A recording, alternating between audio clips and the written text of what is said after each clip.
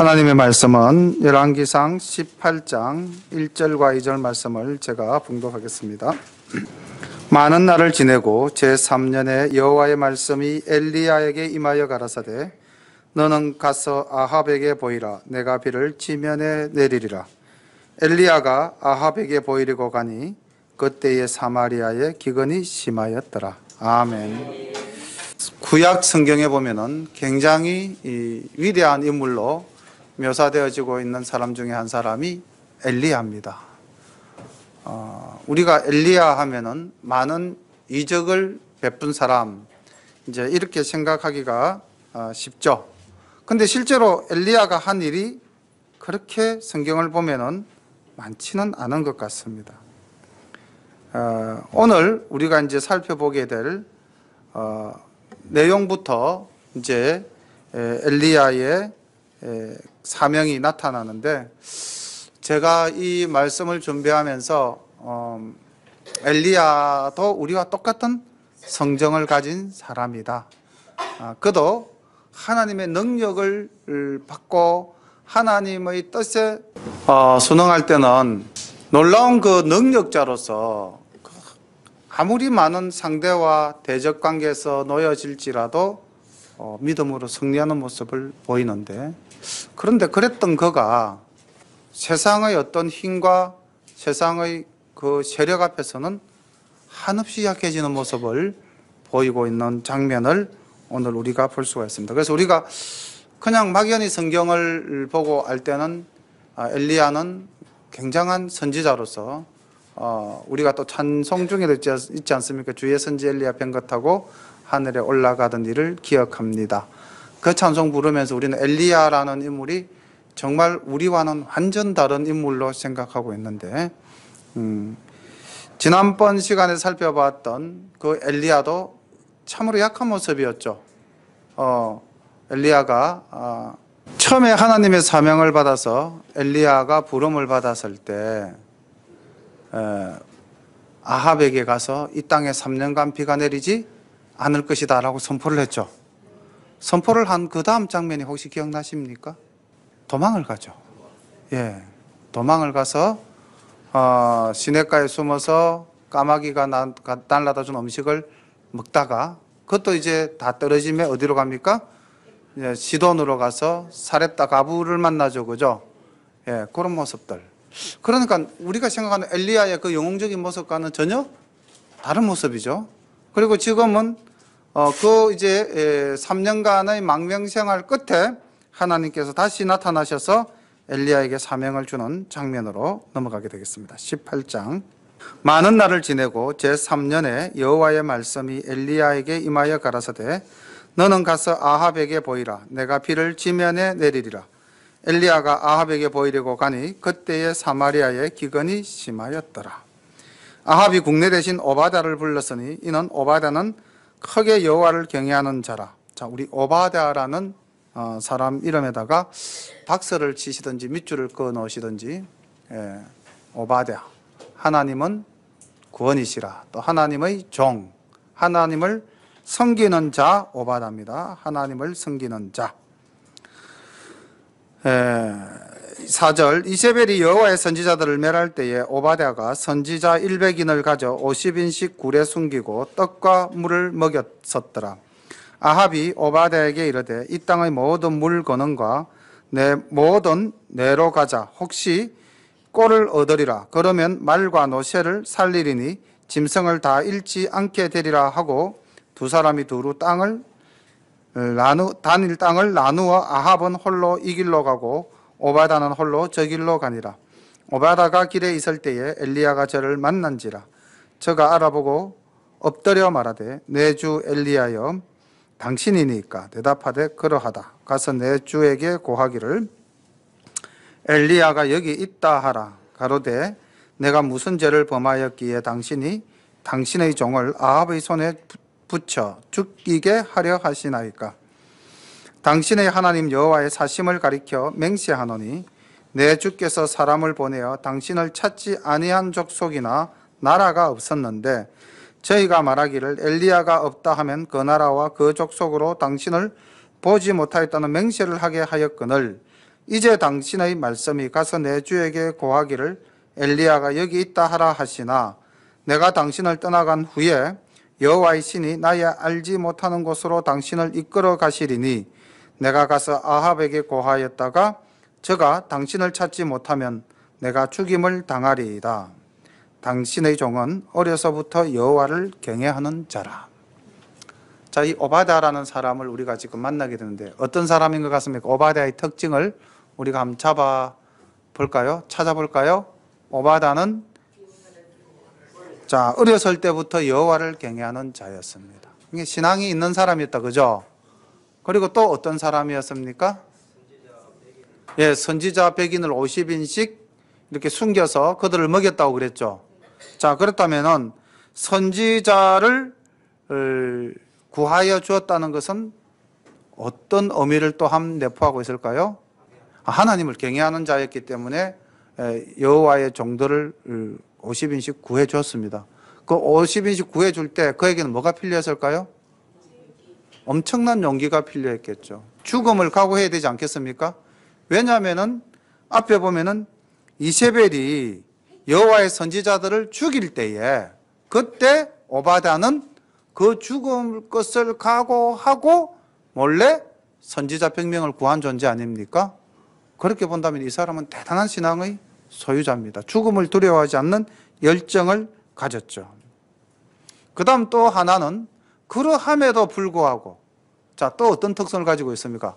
이게 이제 우리가 오늘 좀 본받아야 되지 않겠는가?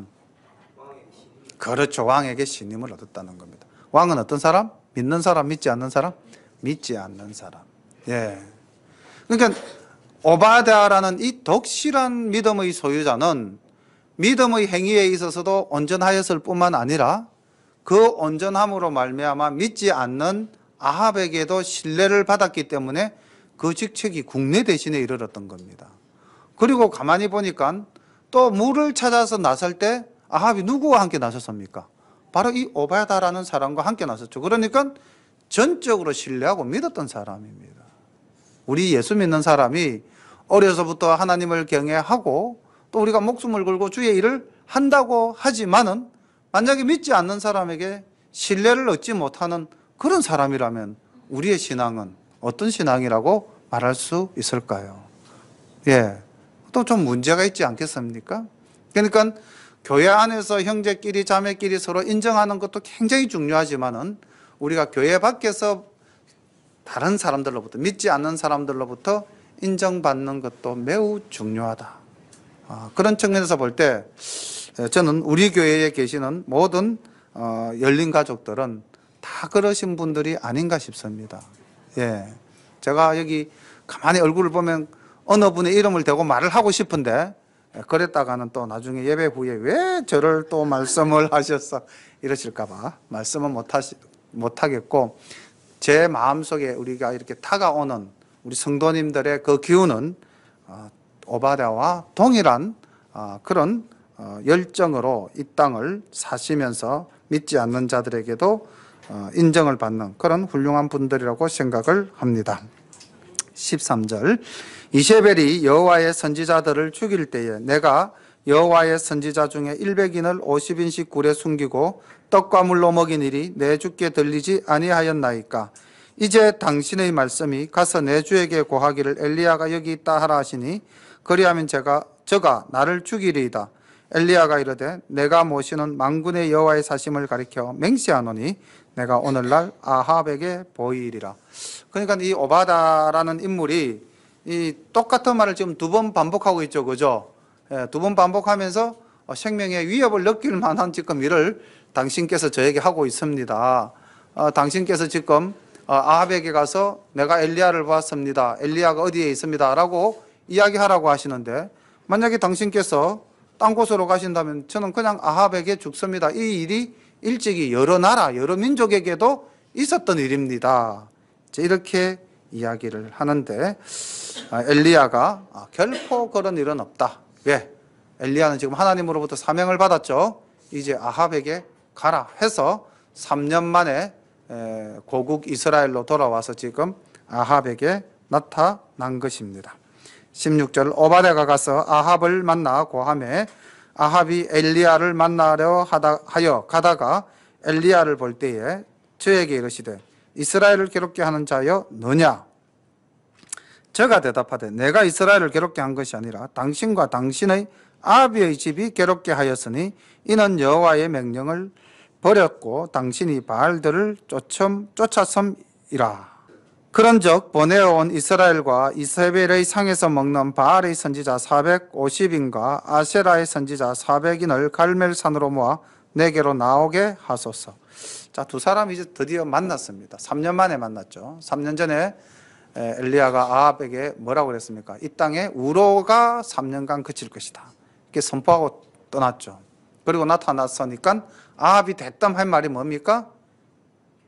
이렇게 우리 땅에 비를 안 내리게 한 죄를 지은 자가 너냐? 이제 이스라엘을 괴롭게 한 자가 너지. 이렇게 이제 이야기를 하고 있습니다. 그럼 잘 한번 생각해 봅시다. 아합이 엘리야에게 이렇게 말할 수 있었던 이유는 뭐라고 생각하십니까? 왜 이렇게 말을 했을까요? 비가 안 내렸기 때문에.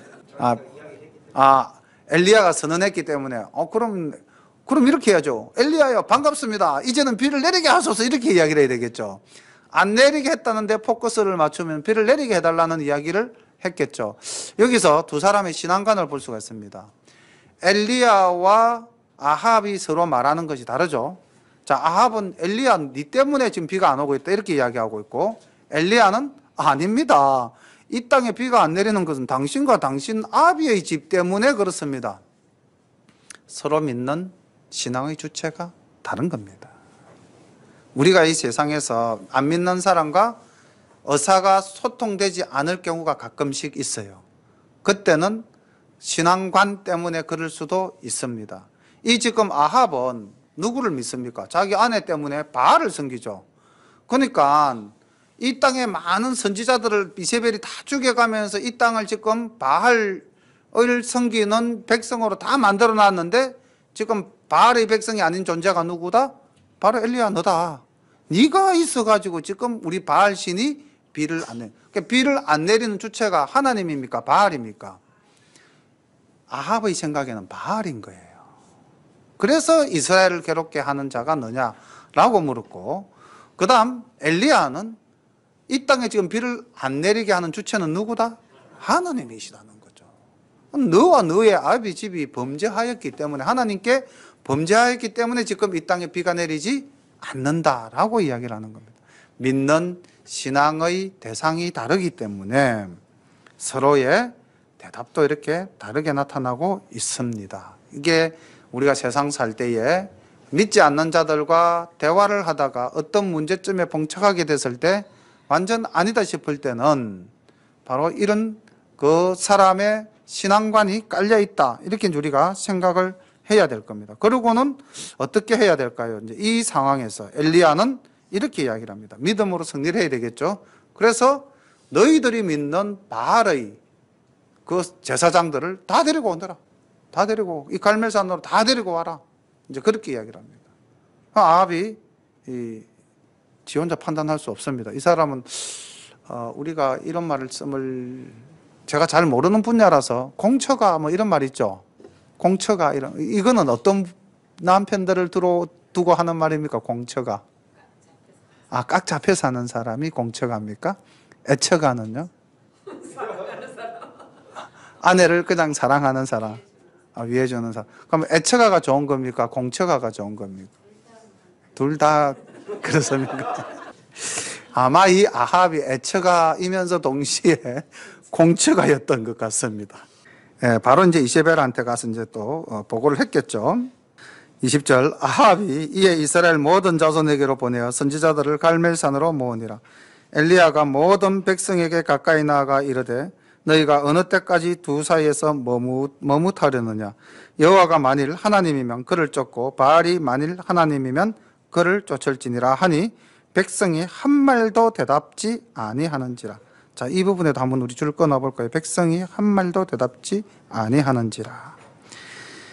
엘리야가 백성에게 이르되 여호와의 선지자는 나만 홀로 남았으나 바알의 선지자는 450인이로다. 그런즉 두 송아지를 우리에게 가져오게 하고 저희는 한 송아지를 택하여 각을 떠서 나무 위에 놓고 불은 놓지 말며 나도 한 송아지를 잡아 나무 위에 놓고 불은 놓지 말고 너희는 너희 신의 이름을 부르라. 나는 여호와의 이름을 부르리니 이에 불러 응답하는 신 그가 하나님이니라. 백성이 다 대답하되 그 말이 옳도다. 엘리야가 바알의 선지자들에게 이르되 너희는 많으니 먼저 한 송아지를 택하여 잡고 너희 신의 이름을 부르라. 그러나 불을 놓지 말라. 저희가 그 받은 송아지를 취하고 잡고 아침부터 낮까지 바알의 이름을 불러가로되 바알이여 우리에게 응답하소서 하나 아무 소리도 없고 아무 응답하는 자도 없으므로 저희가 그 싼 단 주위에서 뛰놀더라. 자, 여기까지 끊어보겠습니다. 이제 엘리야와 바알의 그 선지자들이 갈멜산 정상에서 일대 이 뭐라고 그랬게 뭐 전쟁이라고 영적 전쟁이죠, 그죠? 일대 영적 전쟁이 이제 일어나게 되었습니다. 그런데 450대 1입니다. 그리고 이 상황에서 또 아세라를 섬기는 400명을 불렀으니까 850대 1이죠, 그죠? 이 상황에서 일반 백성들도 지금 다 이 전쟁이 어떻게 기결될 것인가를 지금 지켜보고 있는 가운데 있는데 엘리야가 그 이스라엘 백성들에게 이야기합니다. 자, 언제까지 너희들이 머뭇하려느냐. 이거 줄 좀 꺼놓으시기 바랍니다. 21절 중반부에 보면은 어느 때까지 두 사이에서 머뭇하려느냐. 머뭇. 자, 이건 어떤 상태를 말하는 걸까요? 그렇죠. 양다리 걸치고 앉아 있는 거죠. 자, 어떻습니까? 우리는 확실히 하나님 편에 서 있습니까? 아니면 우리도 이렇게 머뭇거릴 때가 혹시나 있지는 않은가요? 어떻습니까? 우리가 이 땅을 살아가면서 정말로 모든 일에 하나님께만 오로지 하고 세상 일에는 또는 다른 아침에 이제 우리가 새벽기도 할 때 그런 말씀을 드렸는데 예수 믿는 사람이 내 손 좀 줘봐, 손금 좀 봐줄게 하면 사실 손 내밀어요, 안 내밀어요? 예, 우리 노집사님처럼 안 내미는 게 정상입니다. 근데 때로는 내밀기도 하거든요.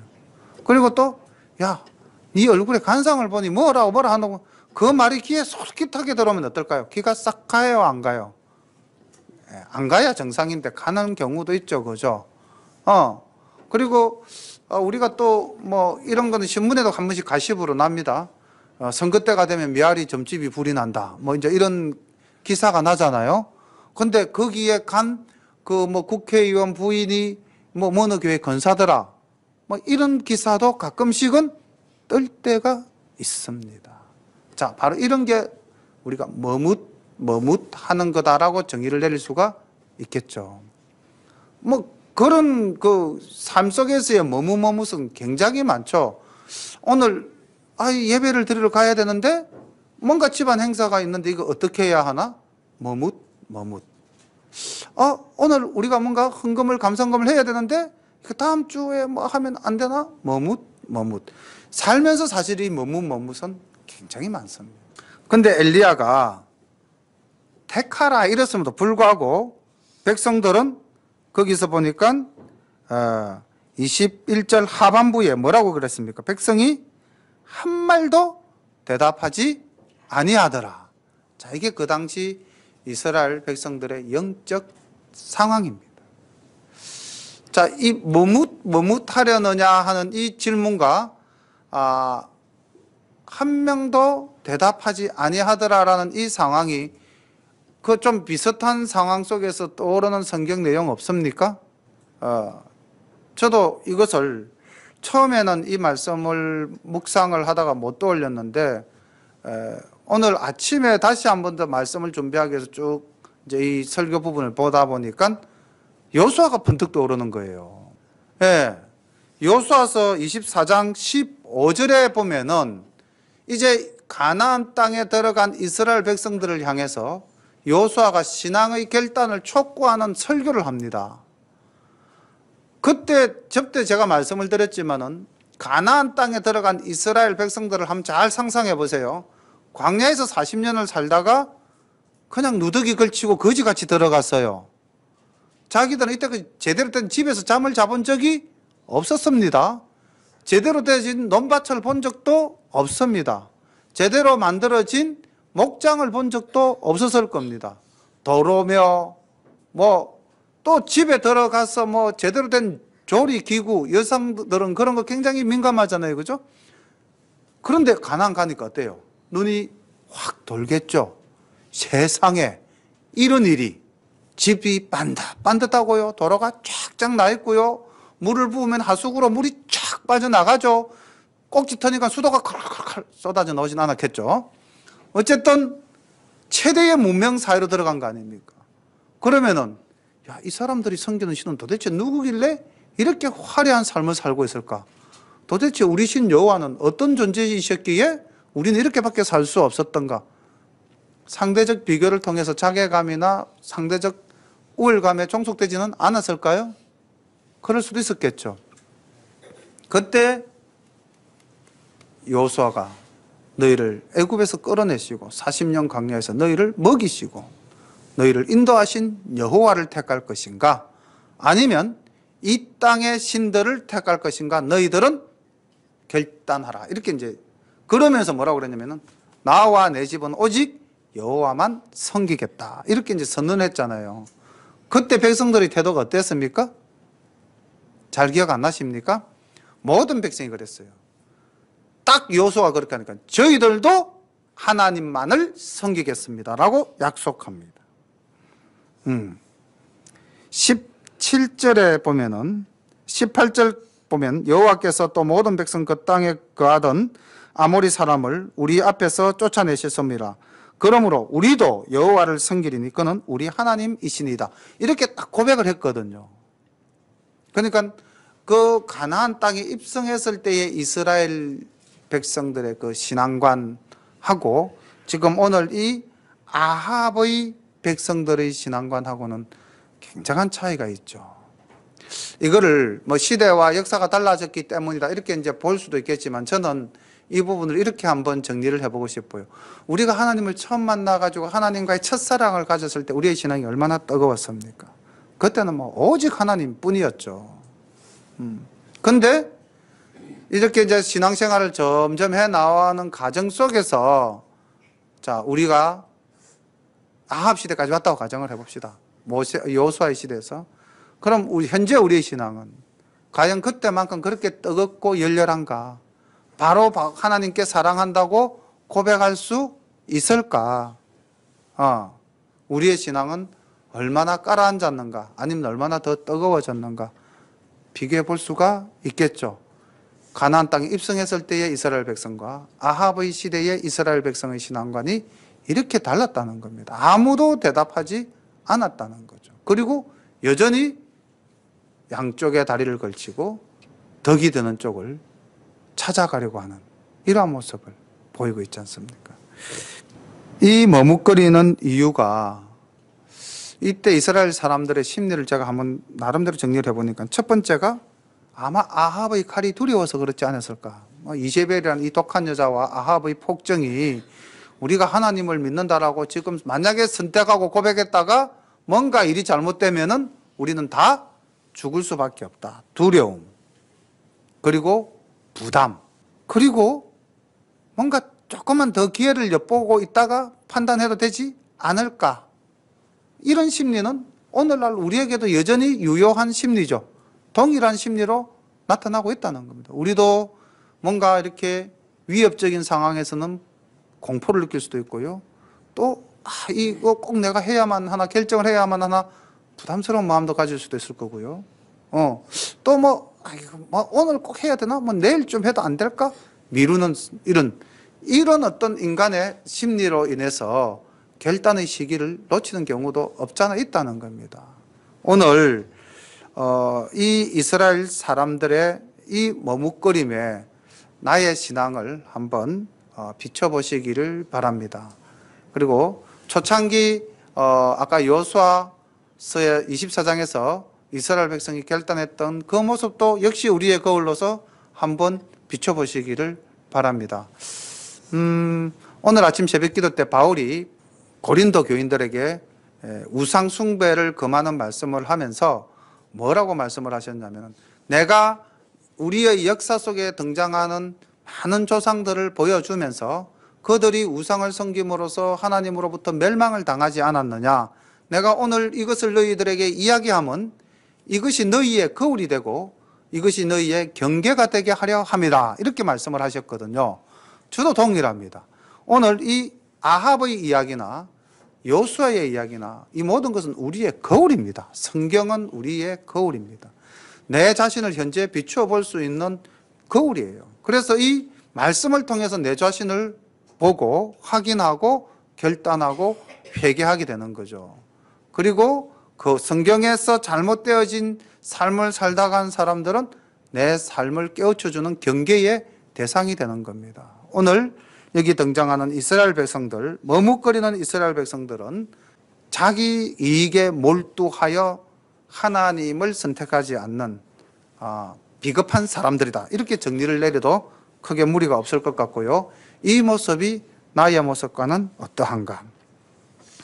자, 그리고 이제 죽은 신을 아침부터 낮까지 그 신의 이름을 부르면서 응답하라고 그 단 주위에서 그렇게 애쓰고 힘써도 그 신은 아무런 대답이 없었습니다. 27절, 오정에 이르러는 엘리야가 저희를 조롱하여 가로되 큰 소리로 부르라. 저는 신인적 묵상하고 있는지, 혹 잠깐 나갔는지, 혹 길을 행하는지, 혹 잠이 들어서 깨워야 할 것인지 하매. 자, 지금 이 엘리야의 이 내용, 27절의 이 내용은 어떻습니까? 굉장히 영적으로 지금 충만해서 막 이렇게 어깨를 쫙 펴고 하는 이야기 아닙니까? 맞죠? 850명이 뛰놀아도 아무런 응답이 없는 것을 보고 웃으면서 이렇게 얘기했죠. 너희들의 신은 잠자느냐? 뭐 이렇게 비꼬고 있습니다. 제가 이 모습을 보다가요, 19장을 딱 보니까 야, 사람이 이럴 수도 있구나 싶더라고요. 19장 3절 딱 가면은요, 제가 이 형편을 보고 일어나 그 생명을 위하여 도망하여 이렇게 나옵니다. 그렇죠? 이게 사람입니다. 지금 요 27절의 엘리야는요, 거의 하나님적 존재입니다. 850명을 향해서 너희 신들이 잠을 자느냐? 큰 소리로 불러라. 너희 신이 기도하고 있느냐? 이렇게 당당하게 외쳤던 이 엘리야가 생명의 위협 앞에서 도망가는 모습. 자, 이게 또 우리의 거울이 될 수도 있습니다. 우리가 영적으로 충만할 때와 완전 낙심하였을 때. 28절, 이에 저희가 큰 소리로 부르고 그 규례를 따라 피가 흐르기까지 칼과 창으로 그 몸을 상하게 하더라. 이같이 하여 오정이 지났으나 저희가 오히려 진언을 하여 저녁 소재 드릴 때까지 이럴지라도 아무 소리도 없고 아무 응답하는 자도 없고 아무 돌보는 자도 없더라. 이게 거짓 신들의 모습이죠. 그리고 이 거짓 신들은 그 신을 믿는 자를 선한 방향으로 이끌지 않습니다. 여기 보니까 규례를 따라 피 흐르기까지 칼과 창으로 그 몸을 상하게 했다. 자해를 시켰죠. 그죠? 그게 자기들의 법도였습니다. 규례였습니다. 그렇죠? 근데 그 법도와 규례대로 해도 신은 응답했다, 응답하지 않았다? 아무런 응답이 없다는 겁니다. 오늘날 우리가 미신이라고 하는 것, 오늘날 우리가 사입이라고 하는 종교들도 궁극적으로는 우리의 몸과 마음을 상하게 합니다. 꼭 여기처럼 뭐 피를 흘리게는 하지 않아도 모든 인간관계를 단절시키고요, 가정을 파탄시키고요, 물질관계에 있어서도 자기에게 모든 것을 다 갖다 바치라고 그러죠. 그 결과는요, 큰 축복을 받습니까? 아닙니다. 그 사람이 완전히 타락해서 폐가 망신하게끔 만드는 게 잘못된 종교입니다. 그래서 저는 우리 교회 교우분들에게 하나님을 위해서 일을 하시되 사람을 위해서는 일을 하지 말라고 말씀드리고 싶고요. 교회와 가정을 두고 일을 할 때에 저는 가정이 우선이다라고 말씀을 드리고 싶습니다. 저때도 한번 말씀드렸죠. 이방 신을 섬기는 종교들이거나 또는 사이비 종교들은 가정보다는 오히려 자기들의 종교를 더 우선시하는 경우가 많죠. 우리 교회도 한때는 그러했던 때가 있었습니다. 그거 굉장히 잘못된 겁니다. 그들은 그렇게 많은 것을 요구하지만 실질적으로 아무런 보상을 해줄 수가 없는 죽은 신들입니다. 오늘 여기에 나타나는 바알도 죽은 신이에요. 기쁨으로 하나님의 일을 해야 되지 부담으로 하나님의 일을 하는 것은 결코 옳지 않습니다. 오늘 엘리야는 이제 이 죽은 신들과 대항해서 승리하는 모습을 보이고 있는데 여기서도 우리가 몇 가지 묵상할 것들이 있습니다. 29절 이같이 하여 오정이 지났으나 저희가 오히려 진언을 하여 저녁 소재 드릴 때까지 이를지라도 아무 소리도 없고 아무 응답하는 자도 없고 아무 돌보는 자도 없더라. 엘리야가 모든 백성을 향하여 이르되 내게로 가까이 오라. 백성이 다 저에게 가까이 오매 저가 무너진 여호와의 단을 수축하되 야곱의 아들들의 지파의 수요를 따라 12돌을 취하니 이 야곱은 여호와께서 옛적에 저에게 임하여 이르시기를 내 이름을 이스라엘이라 하리라 하신 자들아 저가 여호와의 이름을 의지하여 그 돌로 단을 쌓고 단으로 돌아가며 곡식 종자 2세알을 용납할 만한 도량을 만들고 또 나무를 벌리고 송아지의 각을 떠서 나무 위에 놓고 이르되 통 4세 물을 채워다가 번제물과 나무 위에 부어라 하고 또 이르되 다시 그리하라 하여 다시 그리하니 또 이르되 3번 그리하라 하여 3번 그리하니 물이 단으로 두루 흐르고 도랑에도 물이 가득하게 되었더라. 저녁 소재 드릴 때에 이르러 선지자 엘리야가 나아가서 말하되 아브라함과 이삭과 이스라엘의 하나님 여호와여 주께서 이스라엘 중에서 하나님이 되신과 내가 주의 종이 된과 내가 주의 말씀대로 이 모든 일을 행하는 것을 오늘날 알게 하옵소서. 여호와여 내게 응답하옵소서. 내게 응답하옵소서. 이 백성으로 주 여호와는 하나님이신 것과 주는 저희의 마음으로 돌이키게 하시는 것을 알게 하옵소서 하며 36절부터 37절까지는 가로를 치시고요. 이게 엘리야의 기도입니다. 그리고 이 엘리야의 기도와 이제 이 기도를 하기 위한 준비 과정을 우리가 함께 살펴보면은요. 엘리야는 30절부터 35절까지 그 기도를 하기 위한 준비를 합니다. 근데 이 준비가 놀랍지 않습니까? 세상의 상식과는 정반대죠. 지금 엘리야가 선포하기를 너도 송아지 나도 송아지를 준비하고 나무 단위에 우리 송아지를 올려놓자. 그리고 이제 서로 기도하자. 그리고 기도해서 살아있는 신이 그 송아지를 불을 태울 것이다. 자, 이렇게 이야기했잖아요. 그런데 지금 바알을 섬기는 자들은 그렇게 해놓고 하루 종일 아침부터 지금 저녁까지 기도했는데도 아무런 응답이 없었고요. 엘리야는 점심때쯤 한번 그 바알 신을 섬기는 자들을 비웃고 그 다음 이제 저녁 때까지 기다렸다가 저녁 때가 되니까 그들이 지쳐서 쓰러질 때 이제 내가 나서는 거죠. 그리고 어떻게 합니까? 물을 붓게 합니다. 물을 붓는다는 것은 불이 탈 수 있다, 탈 수 없다? 상식적으로 불이 타기가 어려운 상황으로 만들죠. 이 상황은 엘리야가 하나님의 그 영광을 더욱더 크게 나타내 보이려는 의도죠. 그렇지 않습니까?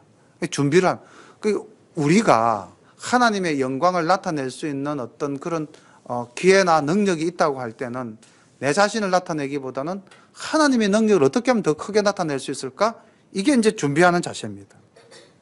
그리고 급하게 서두르지 않았죠. 제가 좀 보고 배워야 되는데 때를 기다렸던 겁니다. 제가 조금 성격이 급한 편이거든요. 한 박자 쉬어라고 여러 번 말씀을 하시는데 그게 잘 안 돼요. 근데 이 엘리야는 하나님의 그 크신 능력을 다 알고 있잖아요. 지금이라도 당장 막 주야 때리소서 하면 막 불이 내려오는데 참고 기다리는 거예요. 그건 하나님의 영광을 극대화하기 위해서, 자신을 나타내지 않기 위해서. 그리고 36절과 37절에 기도를 할 때, 기도의 내용을 자세히 들여다보면은 자기 존재가 나타납니까? 하나님의 영광을 위합니까? 하나님의 영광만을 위하죠. 자기 존재를 나타내지 않습니다.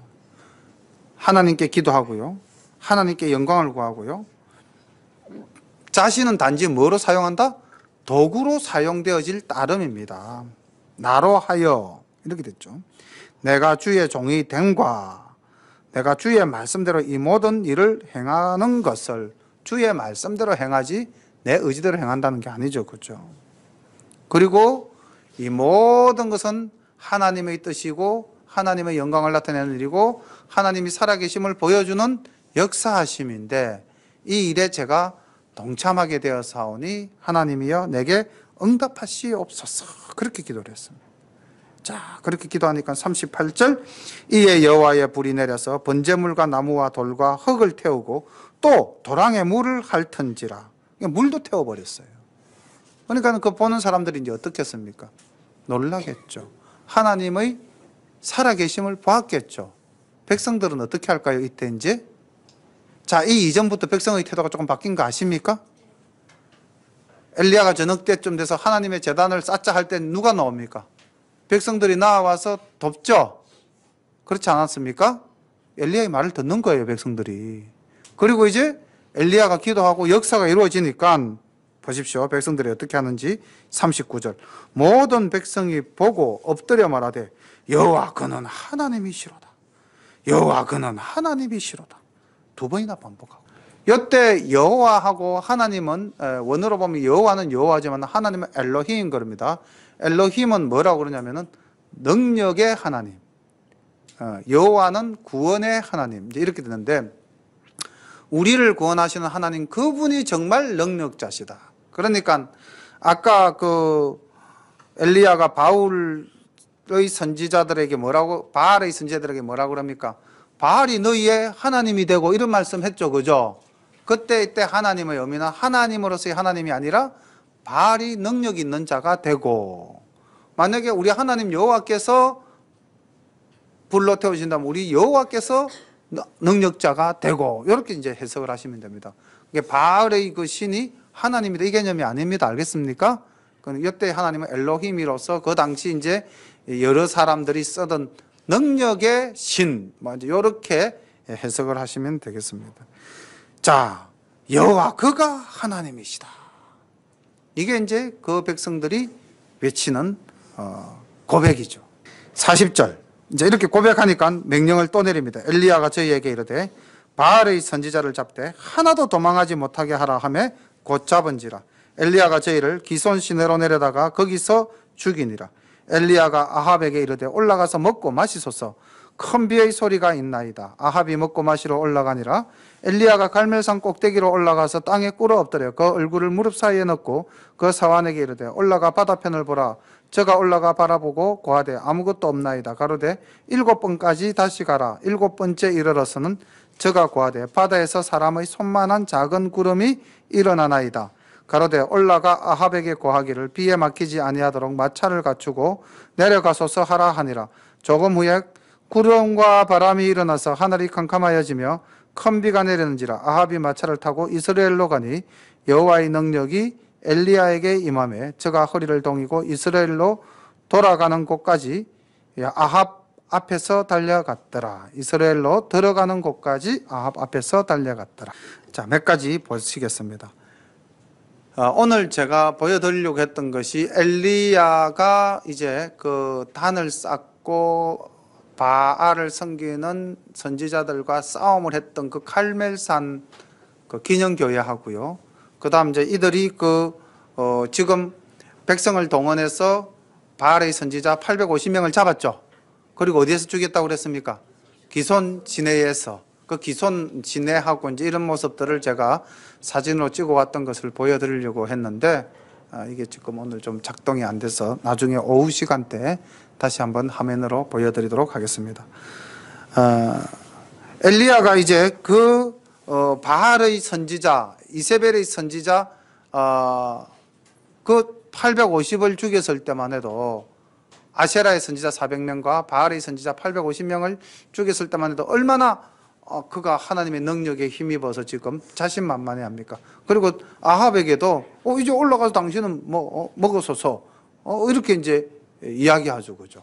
그리고 또 뭐라고 하냐면은 기도하고 난 다음 자기의 사환에게 하늘에 징조가 있으면 나에게 이야기하라 할 때 7번 기도하고 올려보냈을 때에 지중해 쪽에서 이제 이 갈멜산하고 지중해하고는 한 10km 이내로 떨어져서 갈멜산에서 좀 내려가면 이제 평지가 있고 그 평지 끝에 이제 바다가 있는데 아마 구름이 떠오르는 것을 그 사환이 보고 오니까 이제 비가 올 것이다.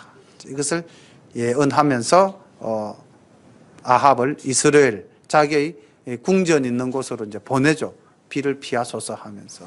자, 이렇게 해서 지금 우리가 갈멜산 정상에서 엘리야와 바알과 아세라의 선지자 850명과의 치열한 영적 전쟁을 보았습니다. 그리고 그 영적 전쟁을 관람한다고 해야 될까요? 그걸 보면서 신앙적으로 머뭇거리고 있는 또 수많은 백성들을 보았고요. 그 다음 바알을 신봉하면서 바알이 승리하기를 기다렸던 아합의 모습도 오늘 이 장면 속에 나타나 있었습니다.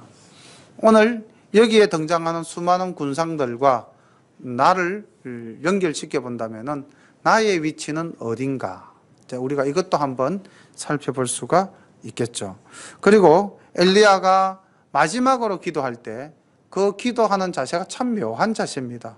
두 무릎 사이에 얼굴을 묻고 이렇게 기도를 했죠. 그죠? 그러니까 이게 어떻습니까? 정말 완전 꿇어 엎드린 거죠. 하나님 앞에 굉장히 겸손한 자세로 오로지 집중하는 거죠. 오로지 하나님께만 집중해서 기도한다. 그래서 우리가 각자가 기도하는 모습들도 다 다양하게 있지 않습니까? 근데 정말 우리가 하나님께 기도할 땐 또 어떠한 모습으로 기도하면 좋을까? 이것도 우리 오늘 엘리야의 기도하는 모습에서 찾아볼 수도 있겠습니다. 오늘 말씀이 조금 집중된다면 집중되고 산만하다면 산만할 수가 있는 내용이었는데 저는 오늘 말씀 속에서 우리 성도님들에게 강조하고 싶은 것은 여호수아의 결단과 더불어 이루어진 이스라엘 백성들의 결단, 그리고 오늘 이 갈멜산 정상에서 보였던 이스라엘 백성들의 그 기회주의적인 모습과 상황에 따라서 움직여지는 이런 모습들, 오늘날 한국 교회를 섬기며 또 하나님을 믿는 사람들이 과연 이런 결단의 신앙을 가졌는가, 아니면 머뭇거리는 신앙을 가졌는가, 이 부분에 대해서, 나머지 부분들은 우리가 너무 익히 잘 아는 내용들이니까요, 이 부분에 대해서 한 번 더 묵상하면서 기도하시면서 자신의 신앙적 결단을 내리는 시간이 되기를 소망합니다. 기도드리겠습니다. 사랑의 아버지 하나님, 은혜를 감사합니다. 하나님의 능력을 받았을 때는 놀라운 능력자로서, 선지자로서 사명을 감당하는 오늘 승리하는 엘리야의 모습을 보았습니다. 아버지 하나님, 그런데 그 가운데서 또 머뭇거리며 눈치를 살피는 이스라엘 백성들의 모습도 보았습니다. 아버지 하나님, 이방신을 섬기며 하루 종일 외치며 헛구호를 외치며 자기의 몸까지 상하면서 다른 신을 섬기는 자들도 보았습니다. 아버지 하나님, 절대 권력을 휘두르며 하나님 믿는 자를 탄압하는 아합 왕과 같은 사람도 보았습니다. 아버지, 우리가 오늘 이 말씀들 속에 하나님께서 보여주신 수많은 인물들을 보면서 우리의 영적 삶은 어떠해야 하는지 다시 한 번 더 결단하는 시간을 갖기를 소망합니다.